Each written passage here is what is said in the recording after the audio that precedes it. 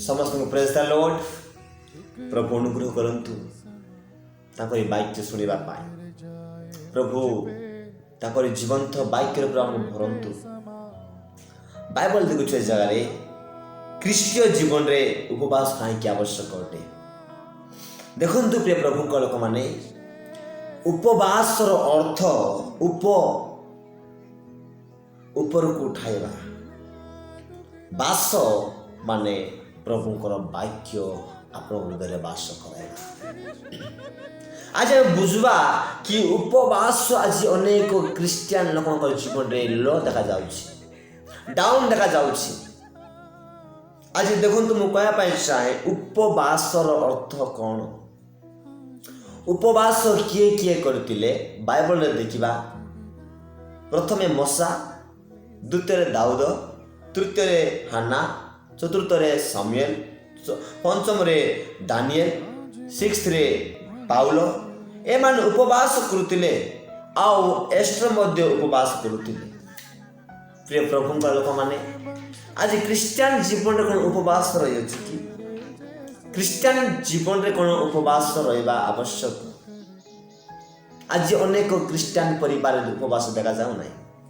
वर्ष आसिला, वर्ष गला, मास आइला, मास गला, सप्ताह आइला, सप्ताह आसिला, किंतु आज करबी, काली करबी, परदिन करबी, आसंता रविवार दिन करबी, आसंता सोमवार दिन करबी, आसंता मास रे करबी, एपरि दिन दिन दिन बीती जाउछि किंतु उपवास बंद हो जाइछि।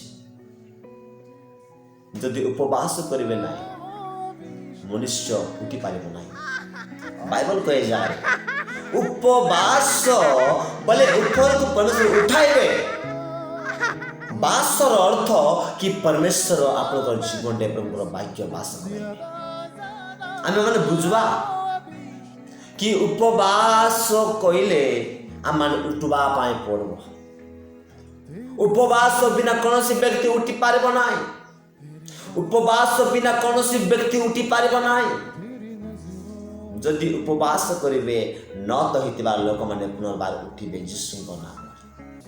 जदि न तो हे अछंती, जदि प्रार्थना डाउन अछंती, जदि आत्मिक जीवन बड़ा पाए चाहछंती, मेन पॉइंट उपवास रे जाउतु। उपवास जते करबे आपन जीवन रे प्रभु सत्य कार्य करबे। उपवास जते करबे प्रभु आपन सत्य ऊपर उठाइबे। मेन पॉइंट उपवास एंड समर्पण प्रार्थना र सहित यीशु सहित कथबार्ता हेबा। जते बेले बाइबल में देखुछु उपवास बिना कोनोसी भूत बाहर बनाए। उपवास बिना कोनोसी दुष्ट आत्मा जीवन।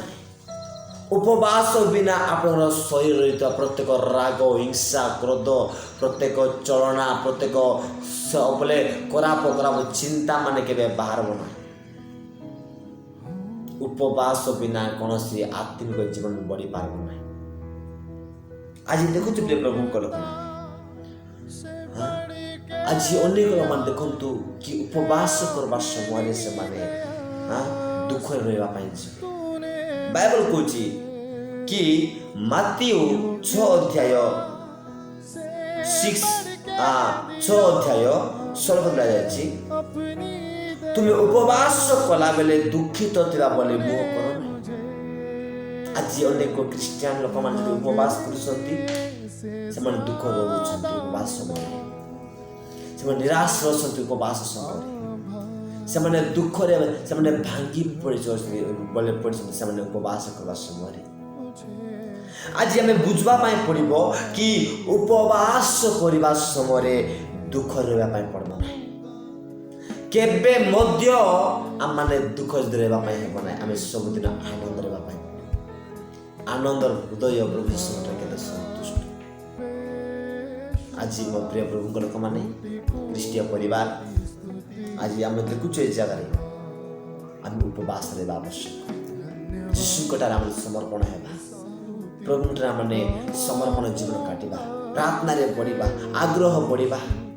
युवा समय युवती समय आमने युवा हो, आमने यंग हो, आमे बुढ़ा मध्य हो पारू। କିନ୍ତୁ ଆମର ଜୀବନରେ ମରିବା ପର୍ଯ୍ୟନ୍ତ ଆମର ଜୀବନରେ ପ୍ରଭୁଙ୍କର ଉପବାସ ରହିବା ଆବଶ୍ୟକ। ଯେତେବେଳେ ଆମମାନେ ବଞ୍ଚିଅଛୁ ଆମେ ଉତ୍ତମ ଭାବରେ ଉପବାସ ମରିଗଲାରେ କରିହେବ। ସେଥିପାଇଁ ଆଜି ଆମମାନେ ଉତ୍ତମ ଭାବରେ ଉପବାସରେ ଆମମାନେ ବଢ଼ିବା, ପ୍ରଭୁଙ୍କର ବାକ୍ୟ ପାଇଁ ଆମମାନେ ଆଗକୁ ଯିବା, ପ୍ରଭୁଙ୍କ ରାଜ୍ୟରେ ଆମେ ଅଧିକାର କରିବା। ଉପବାସ ବିନା କୌଣସି ପ୍ରଭୁଙ୍କ ରାଜ୍ୟରେ କିଛି ଜାଗାରେ କିଛି ପରିବାର ଲୋକମାନେ ଆମମାନେ ଉତ୍ତମ ଭାବରେ ଆମମାନେ ଉପବାସ ଗୋଟେ ପାୱାର, ଉପବାସ ଗୋଟେ ଆପଣଙ୍କ ଜୀବନ ପରିବର୍ତ୍ତନ କରିଦେବ। ଉପବାସ ଆପଣଙ୍କ ଲାଇଫକୁ ଚେଞ୍ଜ କରିଦେବ। ଉପବାସ ଆପଣଙ୍କ ପ୍ରତ୍ୟେକ ବିଷୟକୁ ଚେଞ୍ଜିଂ କରିଦେବ। ଉପବାସ ବିନା କୌଣସି ବ୍ୟକ୍ତି ଚେଞ୍ଜ ହେଇପାରିବ। ସେଥିପାଇଁ ମେନ୍ ପଏଣ୍ଟ ଉପବାସ, ଉପବାସରେ ଜୀବନ କାଟ, ଉପବାସରେ ଆଗ୍ରହ କର। ସେଥିପାଇଁ ପ୍ରଭୁ ଯୀଶୁ ଖ୍ରୀଷ୍ଟଙ୍କ ନାମରେ ଆଜି ଯେତେ ଏଯାରେ ଅଛନ୍ତି ପ୍ରିୟ ଲୋକମାନେ ସମସ୍ତ ଆଜି ମୁଁ କହିବା ପାଇଁ ଚାହେଁ ଉପବାସ ମନୁଷ୍ୟ ଜୀବନରେ ରହିବା ଆବଶ୍ୟକ। ସେଥିପାଇଁ ଉତ୍ତମ ଭାବରେ ଆଗରେ କେମିତି ଥିଲେ, ଆଗରେ ଆମେ କେମିତି ପ୍ରାର୍ଥନାରେ ରହୁଥିଲୁ, ଆଗରେ ଆମ ଜୀବନ କେମିତି ଉପବାସ ଜୀବନ କାଟୁଥିଲୁ, ଏବେ ଆମେ କେମିତି ପ୍ରାର୍ଥନାରେ ପଢ଼ୁଛୁ, ଏବେ ଆମେ କେମିତି ଉପବାସରେ ପଢ଼ୁଛୁ। ମେନ୍ ପଏଣ୍ଟ ଉପବାସ ଦ୍ୱାରା ଆମର ଜୀବନ ଚେଞ୍ଜିଂ ଦେଖାଯାଏ। ସେଥିପାଇଁ ଉପବାସରେ ରୁହନ୍ତୁ, ପ୍ରଭୁ ଆପଣଙ୍କୁ ବ୍ଲେସ୍ କରନ୍ତୁ। ଆମେ